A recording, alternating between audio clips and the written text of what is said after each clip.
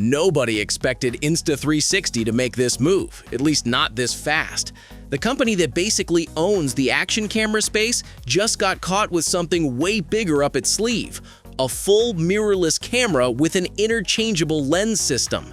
We're talking about the Insta360 Z1, and leaked photos showing a real, finished-looking unit have just hit the internet.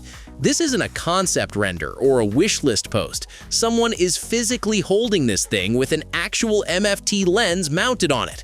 Today, we're breaking down everything we know, what the design is telling us, and why this camera might actually matter for the entire Micro Four Thirds ecosystem.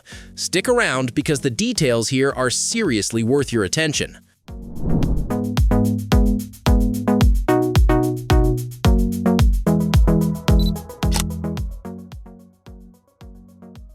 So what do we actually know from these images? The leaked shots reveal a sleek, minimal body, white finish, clean lines, and a form factor that feels like a love letter to compact camera fans who've been ignored for years. Think of the old Panasonic GM1 but reimagined with 2026 energy. You can clearly see physical control dials on top, dedicated wheels for aperture and exposure compensation, which is a huge signal that Insta360 is going after real photographers, not just content creators who live inside touchscreen menus. There's also a hot shoe, dual microphones, and a front command dial visible in the shots. One thing notably absent, though: an electronic viewfinder. That's a deliberate trade-off to keep the body as compact as possible, and honestly, for the target audience here, it's probably the right call. Here's where things get really interesting. Under the hood, this camera is reportedly packing a 20-megapixel Micro Four Thirds sensor, and that is a massive leap for a company that spent its entire career squeezing performance out of tiny action camera chips. The Z1 uses an active MFT mount, which means on day one, you've got access to the entire Olympus and Panasonic lens ecosystem. Autofocus, aperture control, all of it. That's years of glass compatibility without building a single new lens. Trust me on this one. That move alone makes this camera a serious proposition for hybrid shooters looking to travel light without sacrificing their glass collection. You know what's interesting? The leaked body shows integrated heat sinks built right into the chassis, and that's not an accident. Insta360 didn't add thermal management for fun.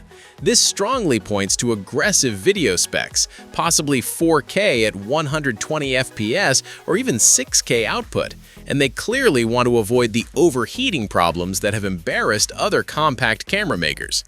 Processing will likely be handled by an evolved version of their triple AI chip from the X5, and if they layer their legendary flow state stabilization on top of potential in-body image stabilization, you'd have a pocket-sized camera that shoots like a dedicated cinema rig. We're still waiting on official IBIS confirmation, but the hardware design is whispering very loudly. Here's the bigger picture worth talking about. Panasonic and OM System have both been chasing flagship territory: big bodies, pro features, pro prices, while the compact enthusiast segment has basically been abandoned. The Z1 walks directly into that empty space. It's stylish, it's small, and it brings Insta360's AI-powered software expertise to a proper sensor for the first time ever. New blood in the MFT market is exactly what this ecosystem needs to stay relevant, and the photography community is already buzzing. Some love the white aesthetic, some hate it, but everyone agrees that a fresh competitor is long overdue. The Insta360 Z1 is the most interesting MFT camera announcement in years, and it hasn't even been officially announced yet.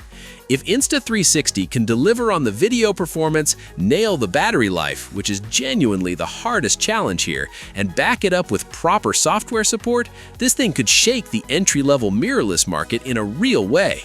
A fall 2026 release feels likely based on how quickly things have moved from prototype leak to finished hardware shots. So here's my question for you. Does the lack of a viewfinder bother you, or is the compact size worth that trade-off? Drop your take in the comments. I read every single one. If you found this breakdown useful, hit like and subscribe so you catch the full hands-on the moment we get one. See you in the next one.